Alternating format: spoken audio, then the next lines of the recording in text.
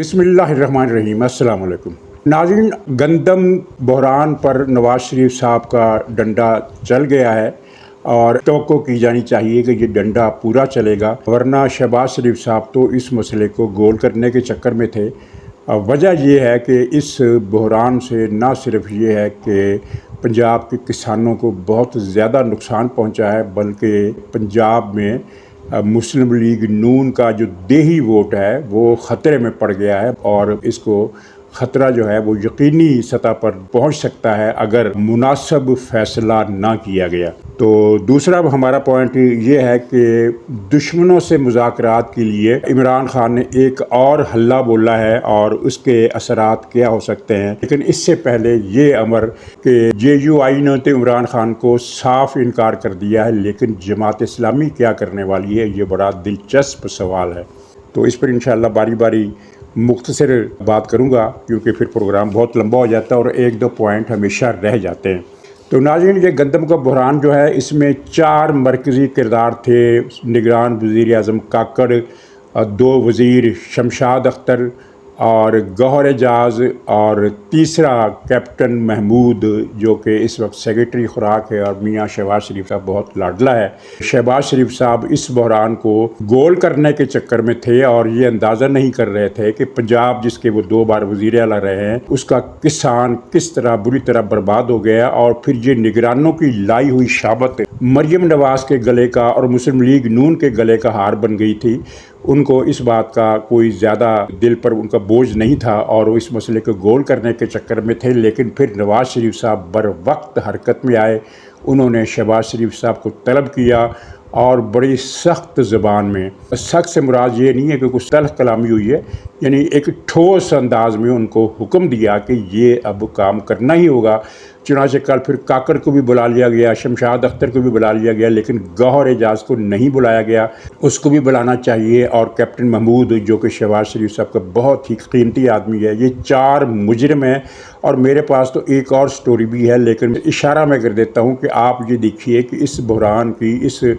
گندم کی امپورٹ کی ٹائمنگ کیا رکھی گئی۔ ٹائمنگ اس طریقے سے رکھی گئی کہ جب منتخب حکومت اقتدار سنبھال لے پنجاب میں، تو اس وقت یہ پتہ چلے کہ گندم کا بحران پیدا ہو گیا، اور یہ گندم جو تھی درآمد کی گئی تھی تاکہ سارا مدعا وہ مریم نواز پر گرے، اور شروع میں آپ نے دیکھا کہ مریم نواز پر ہی مدعا گرا، اور کسانوں نے بھی مریم نواز کے خلاف نعرے لگائے، اور دوسری جو جماعتوں نے اگر اس پر احتجاج کیا تو انہوں نے بھی انگلی پنجاب حکومت کی طرف اٹھائی۔ اور اس کی وجہ کیا تھی اس ٹائمنگ کی، کہ اس پلان کے جو ماسٹر مائنڈ تھا وہ کاکڑ نہیں تھا، وہ شمشاد اختر بھی نہیں تھی، اور وہ گوہر اعجاز بھی نہیں تھا، بلکہ اس کا ماسٹر مائنڈ تھا کیپٹن محمود۔ اور اس کا خیال تھا کہ کسی کو پتہ ہی نہیں چلے گا کہ گندم اس طرح درآمد کی گئی بلا ضرورت، بلا اس لحاظ کے کہ پنجاب میں بمپر کراپ پیدا ہونے کی خبریں پہلے سے آ رہی تھی۔ ان سب چیزوں کو چھوڑ کر وہ آپ ٹائمنگ کو داد دیجیے کہ اس ٹائمنگ کا صاف جو بمپ تھا وہ مریم نواز صاحبہ کی حکومت پر گرا، اور ان 2 مہینوں میں، 2-2.5 مہینوں میں مریم نواز نے جس طرح پنجاب میں حکومت کی ہے، اور جس طرح اس سے PTI کو پریشانی ہوئی ہے کہ یہ تو مسلم لیگ کو پھر سے طاقتور ترین پارٹی بنا دے گی پنجاب کی، اور جس طرح یعنی وہ کہتے ہیں نا کہ رفاہی اقدامات اور ترقیاتی اقدامات جو ہیں وہ نظر آنے چاہیے، تو وہ پنجاب کے ایک گوشے سے لے کر دوسرے سرے تک مریم صاحبہ جو کچھ کر رہی ہیں وہ لوگوں کو نظر آ رہے ہیں اقدامات، اور یہ بات ظاہر ہے PTI کے علاوہ کئی اور حلقوں کے لیے بھی تشویش کا باعث ہو سکتی تھی۔ یہ بہت بڑی سازش تھی، صرف مال کمانے کا چکر نہیں تھا۔ اچھا، اب اس میں کاکڑ تو رگڑا جائے گا اور شمشاد اختر بھی رگڑی جائے گی، لیکن یہ سمجھ میں نہیں آ رہی کہ گوہر اعجاز کو اور کیپٹن محمود کو بچانے کی کوشش کیوں کی جا رہی ہے۔ گوہر اعجاز وہ ہے جس نے ہر دور میں سرکاری خزانے پر ہاتھ صاف کیا ہے، اپنے اثر و رسوخ، اس کی بہت طاقتور لابیاں ہیں، اور اس نے ہر حکومت میں یعنی اربوں روپے کا مال سرکاری خزانے سے کھایا ہے اور حکومتوں کی ملی بھگت سے کھایا ہے۔ تو ان 4 کو اگر نشان عبرت بنانے میں نواز شریف صاحب کامیاب ہو جاتے ہیں تو پھر تو پنجاب میں مسلم لیگ کے لیے 7 خیرہ جمع 7 خیرہ کل ملا کے 14 خیرہ، لیکن اگر وہ اس میں پھر معاملہ 1-2 کو بچا لیا جاتا ہے تو اس کا پھر نقصان ہوگا۔ بہرحال یہ ایک بہت بڑی واردات تھی جو کاکڑ نے کی، اور میں نے تو جب یہ کاکڑ صاحب کو نگران وزیر اعظم بنایا گیا تھا تو میں نے اسی وقت اپنے بلاگ میں کہا تھا کہ کاکڑ صاحب جو ہے وہ بلوچوں کے بارے میں نسل پرستانہ رجحانات اور نفرت رکھتے ہیں تو ان کی وجہ سے مسئلے پیدا ہوں گے، لیکن میں نے یہ نہیں کہا تھا کہ یہ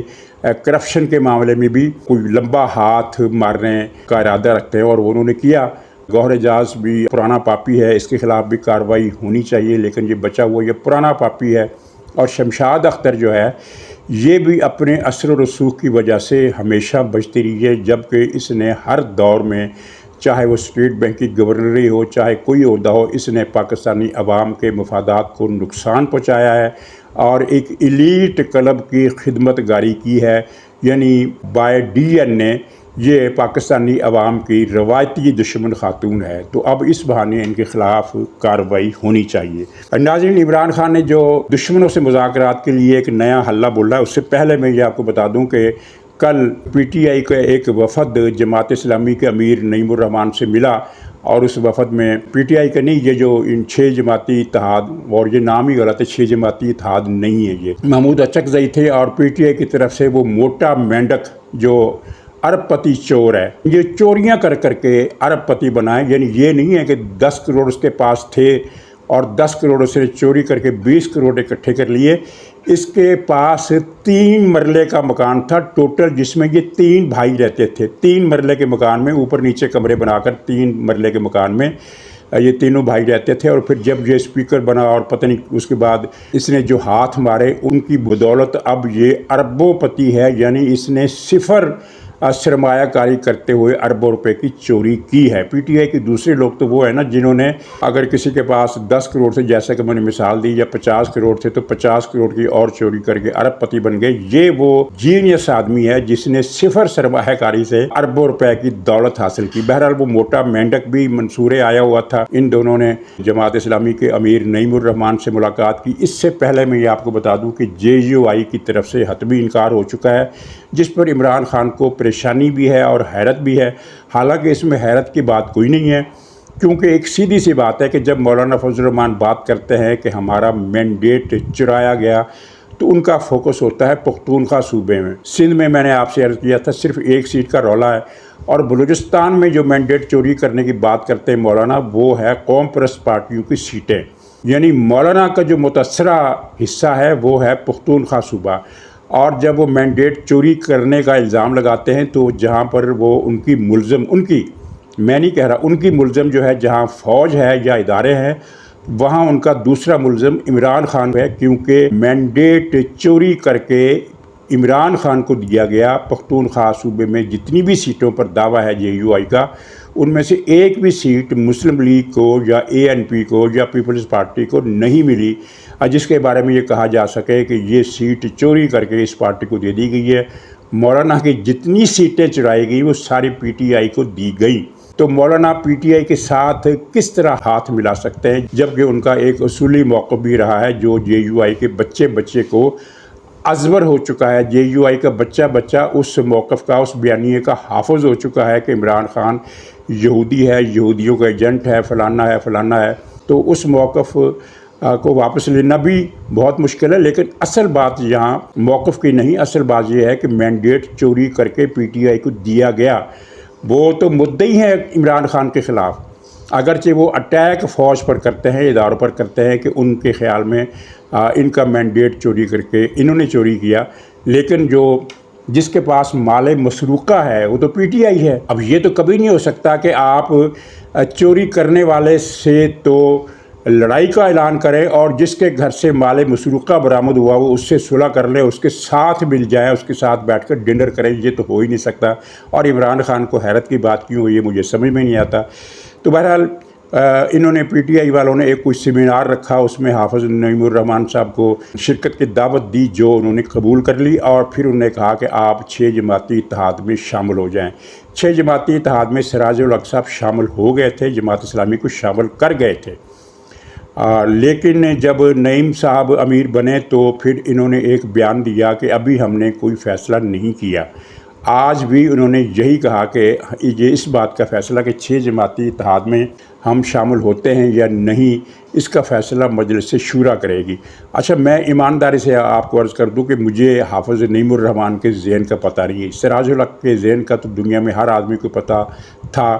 کہ وہ عمران خان کے عاشق تھے اور کرنل وسیم کی ہدایات پر چلتے تھے، اور جو کرنل وسیم ان سے کہتا تھا وہی وہ تقریر کرتے تھے، وہی وہ فیصلہ کرتے تھے، اور کرنل وسیم کے کہنے پر ہی انہوں نے سپریم کورٹ میں جا کر یہ درخواست جمع کرائی تھی کہ پاناما کیس کے باقی 1100 افراد کو گولی مارو، لعنت بھیجو ان پر، ان کے نام چھوڑو، صرف نواز شریف کو پکڑ کر سزا دے دو، ہمارا کلیجہ ٹھنڈا ہو جائے گا۔ لیکن نعیم الرحمن صاحب کا ذہن کیا ہے یہ ابھی واضح نہیں ہے، یہ میں نہیں کوئی دعویٰ کر سکتا کہ ان کے ذہن میں کیا ہے، لیکن انہوں نے مجلس شورا پر جو چھوڑا ہے، تو مجھے مجلس شورا کے بارے میں ایک اطلاع پہلے سے موجود ہے، اور آج سے نہیں، کئی ہفتے پہلے سے معلوم ہے، بلکہ کئی مہینے سے پہلے سے معلوم ہے کہ وہاں سراج الحق صاحب کی اس پالیسی کو پسند نہیں کیا جا رہا جو انہوں نے عمران خان، جماعت اسلامی کو اٹھا کر عمران خان کی گود میں ڈال دیا تھا۔ تو شورا کے اراکین کی اکثریت، بھاری اکثریت میں نہیں کہتا، لیکن بہرحال اکثریت، یعنی 100 میں سے 50 سے زیادہ لوگ اس بات کے خلاف تھے کہ پی ٹی آئی کی جھولی میں جماعت اسلامی کو ڈال دیا گیا، جبکہ پی ٹی آئی نے پچھلی مرتبہ بھی ان کو نقصان پہنچایا، اس مرتبہ بھی جماعت اسلامی کی پختونخوا سے کم ایک سیٹ ایسی ہے جس پر یہ بولتے نہیں ہیں، یہ بولتے ہیں صرف کراچی کی حد تک کہ وہاں ان کی سیٹیں چھین کر ایم کیو ایم کو دے دی گئی، لیکن یہ پختونخوا کی اس سیٹ کے بارے میں ذکر نہیں کرتے جو چھین کر جماعت اسلامی سے پی ٹی آئی کو دے دی گئی۔ تو شورا، مجھے لگتا ہے کہ شورا ان کے ساتھ نہیں جائے گی، اور یہ جو پی ٹی آئی نے بنا رکھا ہے نا کہ 6 جماعتی اتحاد، اصل میں تو یہ 4 جماعتی اتحاد ہے۔ پی ٹی آئی اور سنی کونسل تو ایک چیز ہے، اور اگر پی ٹی آئی سے ہٹ کر بطور پارٹی سنی کونسل کو دیکھا جائے تو سنی کونسل کی تو کوئی پاکستان میں سیٹ ہی نہیں ہے۔ یہ جو حامد رضا نے سیٹ جیتی ہے یہ تو پی ٹی آئی کی حمایت یافتہ امیدوار کے طور پر جیتی ہے، ورنہ اپنے طور پر تو وہ سیٹ نہیں جیت سکتے، یعنی یہ کوئی پارٹی ہے ہی نہیں۔ یہ فیصل آباد کی ایک مقامی، ایک محلے کی، ایک علاقے کی مذہبی فرقہ وارانہ متشدد تنظیم ہے جس کے کارکنوں کی تعداد سینکڑوں میں ہے، اس سے زیادہ اس پارٹی کی کوئی اہمیت نہیں ہے، اور جماعت اسلامی 6 جماعتی اتحاد میں اس وقت شامل نہیں ہے، کل کو شامل ہو بھی سکتی ہے لیکن اس وقت شامل نہیں ہے۔ تو یہ 4 پارٹیوں کا اتحاد ہے جس کو ایک روب ڈالنے کے لیے انہوں نے 6 بنا رکھا ہے۔ اچھا، اب اگر جماعت اسلامی شامل ہوگی تو اس کا نقصان جماعت اسلامی کو ہوگا، پی ٹی آئی کو اس کا فائدہ نہیں ہوگا۔ جماعت کو کیا نقصان ہوگا؟ وہ یہ ہوگا کہ جماعت کا جو ووٹ بینک ہے یا جو حلقہ اثر ہے وہ اسلامی ذہن رکھتا ہے۔ ظاہر جماعت اسلامی کو آپ جانتے ہیں کہ وہ اسلامی ذہن رکھنے والی پارٹی ہے، تو وہ اگر اس کو آپ نتھی کر دیتے ہیں پی ٹی آئی سے تو اس کا مطلب یہ ہے کہ آپ اس کو نتھی کر رہے ہیں بشرا بی بی سے، آپ اس کو نتھی کر رہے ہیں فرہ گوگی سے، فرہ گجری وہ کیا ہے جو بھاگی ہوئی ہے، آپ اس کو نتھی کر رہے ہیں زلفی بخاری سے، آپ اس کو نتھی کر رہے ہیں وہ توہین رسالت کے ماسٹر مائنڈ، کیا نام ہے اس کا، وہ جو لندن میں بیٹھا ہوا ہے، ایک نہایت ہی غلیظ آدمی، انیل مسرت سے، اور پھر آپ اس کو نتھی کر رہے ہیں مجلس وحدت المسلمین سے، جو کہ مسلکی جماعت نہیں ہے بلکہ ایک متشدد جماعت ہے جو پاکستان سے علیحدگی کے منصوبے پر کام کر رہی ہے گلگت میں۔ تو یہ روایتی ووٹر جو ہے جماعت کا وہ اس بات کو پسند نہیں کرے گا، اور پی ٹی آئی کا ووٹر اگر جماعت سے خوش ہوگا تو وہ جماعت اسلامی میں شامل نہیں ہو جائے گا، تو جماعت اسلامی کو نیٹ گھاٹا ہے، یعنی جماعت کا ووٹ بینک مزید متاثر ہوگا جو پہلے ہی پنجاب میں سکڑ کر عملاً نہ ہونے کے برابر رہ چکا ہے۔ اب جماعت اسلامی کی موجودہ پوزیشن یہ ہے کہ سندھ کے شہری علاقوں کو چھوڑ کر باقی پورے پاکستان میں جماعت اسلامی کی اسٹریٹ فورس کا صفایا ہو چکا ہے، اور اس کی وجہ یہی قاضی حسین احمد صاحب کی پالیسیاں، پھر سراج الحق صاحب کی پالیسیاں۔ اب جماعت کا کارکن یا جماعت کا حامی اس کے ملی پروگراموں میں تو آتا ہے، جیسے کہ القدس کا کوئی مارچ ہو، بیت المقدس کا مارچ ہو، فلسطینیوں سے یکجہتی ہو، کشمیریوں سے یکجہتی ہو، یا کوئی اور اسی طرح کا بین الاسلامی یا ملی ایجنڈا ہو، تو اس پروگرام میں جماعت کے حامی بڑی تعداد میں شریک ہو جاتے ہیں۔ لیکن سیاسی جلسے آپ نے دیکھے ہیں کہ جماعت اسلامی کی ملین مارچ کسی گلی محلے کے کونے میں سکڑ کر سمٹ کر رہ جاتے ہیں، تو یہ سارا ان کا جو وجہ یہی تھی کہ انہوں نے ہمیشہ قاضی صاحب کے زمانے سے لے کر سراج الحق صاحب کے زمانے تک ان طاقتوں کا ساتھ دیا جو جماعت اسلامی کی روایتی سوچ اور نظریے کے دشمن ہیں، مثلا غلام اسحاق خان ہو گیا، پرویز مشرف ہو گیا اور اب عمران خان ہو گیا، جبکہ اس کے عوض ان کو پی ٹی آئی کا ایسا تو ممکن نہیں ہے کہ پی ٹی آئی کے ووٹر اب لاکھوں کی تعداد میں جماعت اسلامی میں شامل ہو جائیں گے یا جماعت اسلامی کو امیدوار کو ووٹ دیں گے، وہ تو کبھی ووٹ نہیں دیں گے جماعت اسلامی کو امیدوار کو، تو ایک نیٹ نقصان ہوگا۔ اور فائدہ پی ٹی آئی کو اس لیے نہیں ہوگا کہ جماعت اسلامی پنجاب میں اور بلوچستان میں اور پختونخوا میں پی ٹی آئی کو کوئی اسٹرینتھ فراہم کرنے کی پوزیشن نہیں ہے۔ صرف کراچی ایک ایسا شہر ہے جہاں جماعت اسلامی سیاسی اجتماعات بھی بڑے پیمانے پر کر لیتی ہے، لیکن مجھے یقین ہے کہ اگر جماعت اسلامی اس اتحاد میں شامل ہوئی تو کراچی میں جماعت اسلامی کا ووٹر پی ٹی آئی کے اس 4-5 جماعتی اتحاد میں شامل نہیں ہوگا، وہ خود کو گھروں میں بند رکھے گا، تو پی ٹی آئی کو بھی اس سے کوئی فائدہ نہیں۔ تو اب آئیے حلے کی طرف۔ عمران خان نے اپنی مذاکراتی کمیٹی پھر نئے سرے سے تشکیل دی ہے اور پھر یہ اعلان بھی کیا ہے کہ سیاسی جماعتوں سے مذاکرات نہیں کریں گے کیونکہ وہ ہمارے دشمن نہیں ہیں، وہ چور ڈاکو ہیں۔ ویسے یہ بیان بھی بڑا مزہ خیز ہے کہ چور ڈاکو تو ہیں لیکن ہمارے دشمن نہیں ہیں۔ مذاکرات ہمیشہ دشمنوں سے کیے جاتے ہیں، یعنی کہ فوج کو انہوں نے اپنا باقاعدہ دشمن قرار دے دیا ہے۔ اب اس حوالے سے ایک میرے پاس خبر ہے اور ایک ہے میرے پاس تبصرہ۔ پہلے تبصرہ سن لیجئے۔ تبصرہ یہ ہے کہ دشمنوں سے مذاکرات کا فارمولہ کیا ہے؟ ہمیشہ ایک ہی فارمولہ ہے کہ جو کمزور ہوتا ہے دشمن وہ مزید کچھ کھو دیتا ہے اپنی جان بچانے کے لیے۔ میں آپ کو ایک مثال دیتا ہوں۔ 1965 کی جنگ میں کنٹرول لائن پر اور پورے بارڈر پر، یعنی سیالکوٹ سے لے کر تھر تک جتنا بھی پاکستان کا بارڈر ہے،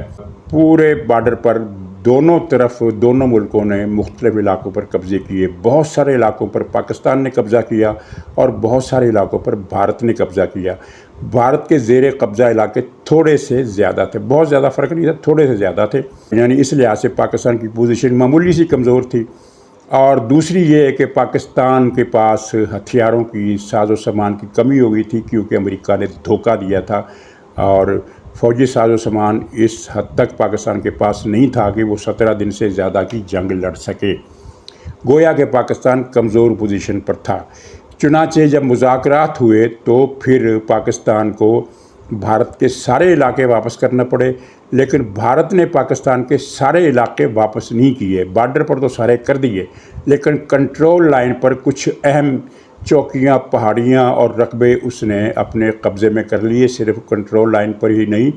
بلکہ گلگت، اس وقت گلگت کی جو سرحد تھی وہ بھی کنٹرول لائن ہی تھی، تو گلگت کے علاقے میں بھی کئی گاؤں بھارت کے قبضے میں۔ آپ نے کئی مرتبہ رپورٹیں پڑھی ہوں گی کہ 1965 سے پہلے یہ گاؤں، یہ دیہات، یہ علاقہ پاکستان کا تھا اور اب یہاں بھارتی پرچم لہراتا ہے۔ تو کمزور پارٹی جو ہوتی ہے وہ پیچھے ہٹتی ہے۔ تو موجودہ وقت میں دو دشمن، بقول عمران خان کی فوج دشمن ہے پی ٹی آئی کی اور پی ٹی آئی فوج کی دشمن ہے، تو دو دشمنوں میں مذاکرات وہ کرنا چاہتے ہیں۔ تو ان مذاکرات میں طاقتور پوزیشن کس کی ہے؟ طاقت کی ساری پوزیشنیں فوج کے پاس ہیں۔ عمران خان کے پاس طاقت کی کوئی پوزیشن نہیں ہے، ایک تنکوں کا سہارا ہے جس کو ہم عدلیہ کہتے ہیں یا عمران ڈوس جج کہتے ہیں، جو اب زیادہ دنوں کے مہمان نہیں ہیں۔ یہ میں آپ کو بتا دوں کہ یہ اب جو مرضی کر لیں، یہ اب یعنی معاملہ جو ہے عدلیہ جو ہے اس کو آئین اور قانون کے مطابق ادارہ بنائے جانے کا وقت آ گیا ہے۔ اس کے علاوہ عمران خان کے پاس کچھ نہیں ہے۔ دشمن سے مذاکرات، یعنی فوج دشمن ہے تو اس سے مذاکرات کے لیے جو سب سے بڑا طاقت کا جو مرکز ہے آپ کے پاس ہونا چاہیے وہ ہے عوامی فورس۔ اب ماشاءاللہ 2 سال سے عمران خان ہر تیسرے روز ٹکر مارتے ہیں اور سڑکوں پر ان کے لیے 2.5 ٹوٹرو بھی نہیں نکلتے۔ ہزاروں کا مجمع ہونا تو بہت دور کی بات ہے، یہ سینکڑوں لوگ اکٹھے نہیں کر سکے۔ 9 مئی کو چھوڑ کر جس کی کہانی کچھ اور تھی، ایک یقین دلایا گیا تھا کہ آج شام کو ہماری حکومت ہوگی، تو اس وقت سینکڑوں افراد نکل آئے، ہزاروں تب بھی نہیں نکلے تھے۔ آپ دیکھ لیجئے کور کمانڈر ہاؤس کا لاہور کا واقعہ سب سے مشہور ہے، اس کی ویڈیو تمام، ایک ویڈیو نہیں، اس کی 10-20 ویڈیوز موجود ہیں نیٹ پر، جب چاہیں آپ کھول کر دیکھ لیں۔ آپ کو مظاہرین کی گنتی 200, 250, 300 حد 400 سے زیادہ نظر نہیں آئے گی، یعنی ہزاروں افراد وہ کور کمانڈر ہاؤس پر بھی اکٹھے نہیں کر سکے، لیکن وہ ایک 9 مئی کا چکر کچھ اور تھا جو میں نے بتا دیا۔ باقی دنوں میں عمران خان نے جب بھی کال دی ہے درجنوں اور بیسیوں کے حساب سے لوگ نکلے ہیں، کہیں 50 نکلا ہے، کہیں 70 نکلا ہے، کہیں 12 نکلا ہے، کہیں 5 بھی نکلے۔ ایک فوٹو میں نے دیکھی تھی غالباً احمد پور شرقیہ کی تھی کہ وہاں پی ٹی آئی کے جلوس تو 5 آدمی ایک بینر لے کر کھڑے تھے، گروپ فوٹو بنوا رہے تھے، اور ویڈیو یوٹیوب پر کلپ چلا، اس کو پھر ٹویٹر پر بھی لوگوں نے شیئر کیا، اور اس کے نیچے یہ تھا کہ احمد پور شرقیہ میں بھی لوگ عمران خان کی حمایت میں سڑکوں پر آ گئے۔ مجھے اس دن بڑی ہنسی آئی کہ 5 آدمی گروپ فوٹو کھنچوا رہے ہیں، تو عوامی طاقت کا ان کے پاس کوئی لیور ہے ہی نہیں، کوئی لیور نہیں ہے۔ اچھا، تو یہ کمزور پوزیشن پر فوج سے مذاکرات کریں گے تو فوج انہیں بدلے میں کیا دے گی؟ وہ تو بدلے میں ان سے کچھ اور لے لے گی۔ اچھا، اب جہاں تک خبر کی بات ہے تو خبر یہ ہے جو پہلے بھی میں نے دے چکا ہوں، اس میں کوئی نئی بات نہیں ہے۔ خبر یہی ہے کہ مذاکرات کا دروازہ انہوں نے اینٹیں لگوا کر چن دیا ہے، اس پر سیمنٹ لگا دیا ہے، اور باہر ایک چوکیدار کھڑا کر دیا، اور چوکیدار سے کہا ہے کہ بھئی دور سے ہی تم نے اگر کوئی اس طرف آئے تو دور سے ہی تم نے کہہ دینا، پاس نہیں آنے دینا، دور سے کہہ دینا کہ بابا معاف کرو۔ بالکل قطعی کوئی موڈ نہیں ہے۔ کل بھی ایک اجلاس ہوا جس میں دوسرے امور پر غور کیا گیا، اور ضمنی طور پر ایک تبصرے کے طور پر جو باتیں جو گفتگو کی گئی اس کا معنی یہ تھا کہ ان سے مذاکرات بات چیت کرنا نہ ہماری خواہش ہے، نہ ہماری ضرورت ہے، نہ ہماری مجبوری ہے۔ یہ مذاکرات کرنا چاہتے ہیں تو شوق سے سیاسی جماعتوں کے ساتھ کریں، ہمارا اس مسئلے سے مذاکرات کی اس ایشو سے کوئی تعلق واسطہ نہیں ہے۔ وہ خالد نعیم لودھی جس کو اوپر کے حلقوں میں جوکر کا نام دیا گیا ہے، وہ بھی اب جھاگ کی طرح بیٹھ گیا ہے، جو اٹھا تھا کہ میں مصالحت کراؤں گا، اور میرے پاس تحریک خیر خواہاں نے پتہ نہیں کون سا کیا وہ ایک ڈرامہ بنائے ہوا تھا، اور انصار عباسی ہر روز اس کی خبر فرنٹ پر چھاپ کر اسے ایک لیڈر بنانے کی کوشش کرتا ہے۔ اور اس لیڈر کے ساتھی کون سے ہیں؟ وہ خواجے کا گوا جو ڈڈو ہے نا، جہاں تو ڈڈو بھی نہیں ہے، ایک کرلا ہے، وہ اس کرلے کا نام ہے محمد علی درانی۔ تو ماشاءاللہ یہ مصالحت کار تھے، اب ان کو سنب کر دیا گیا ہے کہ بندے کے پتر بنو، اور ڈانٹ پلائی گئی اچھی خاصی، اور نعیم لودھی کو اس سے پہلے بھی ڈانٹ پلائی جا چکی ہے۔ تو ناظرین اجازت دیجیے، انشاءاللہ اگلے ولاگ میں پھر ملاقات ہوگی، تب تک کے لیے خدا حافظ۔